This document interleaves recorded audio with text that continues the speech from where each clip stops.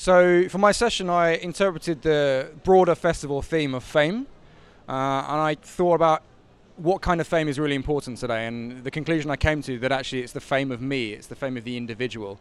I saw a stat the other day that said that more people are now dying of selfie-related accidents and incidents than they are of shark attacks every year. So we're obsessed with ourselves, documenting our lives in real time, and it's this obsession with the self, but marketers' inability to connect with people as individuals that I wanted to talk about today. I don't think it's as simple as brands either use celebrities or they use real people. I think that the consumer is still the most important in everything, and I think that if you can use celebrities, bring them closer to real people, which is something that real-time media, social media can do, then I think that can certainly be extremely powerful for the brand. I think that what we should hopefully see the end of soon is brands using celebrities just for the sake of using celebrities in a way that doesn't feel relevant for their brand and relevant for the consumer. That, I hope we can banish completely.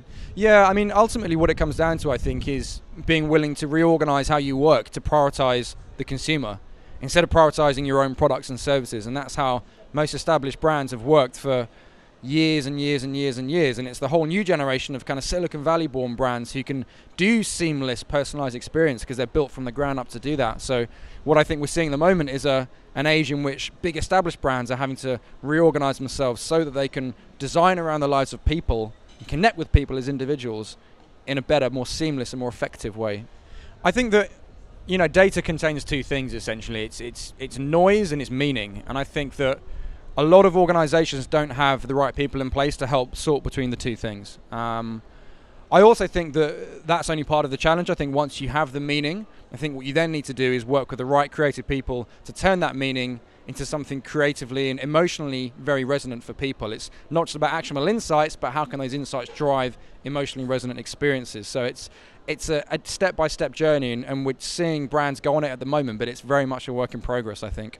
I think basically it's about making those insights from the data that you have and then mapping those to almost the traditional insights that we might do through the planning process. So what are the unmet needs of your consumer? What do they care about? And then if you can take data, map that to their unmet needs, and then try and create something which sits in that really lovely, precious sweet spot in between, then I think that's the area that's ripe for cultivation. But it's a lot of work to get there, and I think that a lot of brands aren't willing to put that work in. So we end up with a quite basic and crude form of personalization at the moment, which is things like basic programmatic, but it's just not good and people don't like it. I mean, it's disruptive because the last decade, you know, it's incredible. 10 years ago, digital meant a .com or a viral strategy, you know, or a branded cafe in Second Life. And now digital means having a supercomputer in your pocket. It means, you know, being able to use applications like Periscope that let you live stream instantaneously any experience to millions of people around the world. Things have changed so much, and like I say, for brands that were born in Silicon Valley, that's cool because they were part of that disruption. But I think for the brands that existed long before that, it's a real challenge because they need to reorganize themselves to work with this technology. But I think that what's exciting about it is that if you can do it, if you can harness it, if you can reorganize yourself, then actually you can get closer to your consumers, you can generate more value for them, and they will invest more in your brand. So actually, this can help grow business.